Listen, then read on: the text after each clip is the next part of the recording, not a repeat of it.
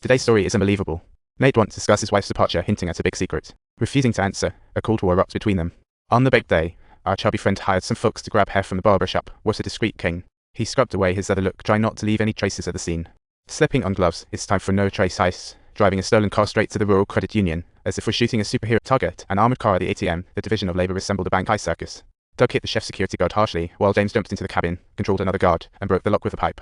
Stuffing cash into pockets, Eden looks serious outside, while the chubby one eavesdrops on the police channel inside the getaway car. Suddenly, an alarm sounds, and upon looking back, the driver has vanished. The driver actually held Doug at gunpoint, thinking the robbers would just surrender. Little did he know, James directly fired. The guard hit the floor. Robbery in Boston is business as usual, but with a death, the cops are definitely going to show up. Like seeing there was no escape, James bravely raised his automatic rifle, firing away like a flamethrower through the windshield, leaving the cops to duck for cover. Seizing the chance, Doug reversed and spun the wheel to flee another street. Despite his skills, he felt helpless in the tight space. The chubby guy came to help. James confronted the cops while others transferred cash, pouring gasoline for a firepower show. The exploding car blocked the pursuers. What a perfect escape plan. Reaching safe zone, they tossed hair and switched cars to continue the adventure. This operation was 5-star professional. The FBI found no clues. The sheriff was furious and had suspects arrested early next morning, obviously without evidence. It was all just a show. This was just venting. What's infuriating is the guard's survival. The sheriff secretly wished he was dead so Doug could be caught. With no chance of a plea deal, Doug would waste his days in prison while the criminals roamed free. The sheriff rechecked case files, starting to suspect Claire might be hiding some trick, so he called the bank again.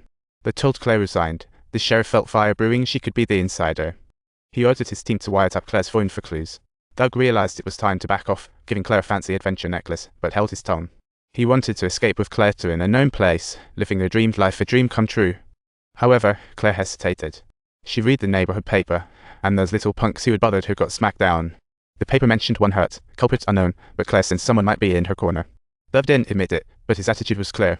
He didn't want Claire hurt. Those punks disrespect women, and get what's coming. Doug and Claire's conversation got tapped, and the sheriff was shocked at the scene. He couldn't believe that a criminal and a hostage could spark a romantic connection. To test Claire, he paid a visit and revealed the police had identified the suspects. Probably to see her reaction. When Claire saw Doug's photo, her heart shattered into 1,000 pieces. To make matters worse, she faced accusations of deep ties with robbers. James planned another big heist.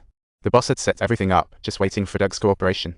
Doug decided it was time to go straight and advised James to be smart, telling him not to rob in broad. However, James wasn't having it, and they brawled. Imagine, like Batman losing his powers preyed upon. After calming down a bit, James started sharing his past. 10 years ago, he went to great lengths for Doug, ending up doing 9 years in the clink. He didn't expect return from Doug, just loyalty. Isn't that drunk on friendship? Doug was grateful for James' deeds. Since his father went to prison, James' family took him in, but he was tired and wanted to escape the town for a fresh start and a new goal.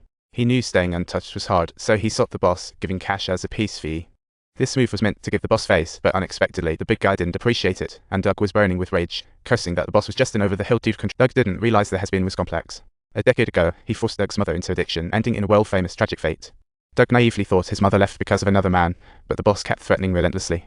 They knew Doug had a beautiful girlfriend in town. If he didn't help them pull off one last job, they would be waiting for a body pickup. Claire knew his true identity, heartbroken, tears dried up. Doug wanted to explain, but had spun too many lies. Claire couldn't trust him anymore, but she was stuck in the mud of love, just pushing Doug out the door, leaving him heartbroken. He hid in an abandoned trains event like years ago, grabbing a gun and firing, making quite the noise. When he returned home, he found a white wreath at the door, a clear sign of the boss' affection. Doug silently decided he must break free from that control. First, he had to deal with the stumbling blocks. He returned to tell the boss had joined, but warned, no more threats to Claire. Head towards the place, and the boss just laughed, saying challenging him was really overestimating himself. The target was Fenway Park, weekly income 3.5 M, cash moves 15 mins before release. In other words, they could only act now. After planning, they put on police gear. The good side went crazy. The two reached Fenway Park, with the contact opening the tightly shut doors for them. Guided, they sneaked down the main tunnel. It was up to their skills now. Using a cutting machine, they sliced the steel door open while Aiden, disguised as an electrician, snuck into the power room. The chubby guy posed as an ambulance driver. The plan was seamless. Aiden signaled. The crew acted, pulled the monitor plug, plunging it into darkness. No one answered. They pretended a call for robbery. The guard said no call, yet the cops in the dark wore sunglasses out of place.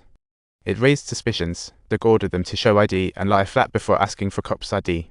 One guard instinctively reached for his gun, creating a tug-of-war tension, but the guard lay flat under their powerful presence. After all, they earned just $350 a month, not worth risking their lives. The two swiftly took control, binding the guard's hands with zip ties. They arrived at the vault with black cloth, with cashiers Ahmed and Morton inside, even knowing their address. They knew family size and Doug's name. Doug warned, open the vault. If you don't open the vault, their families will suffer.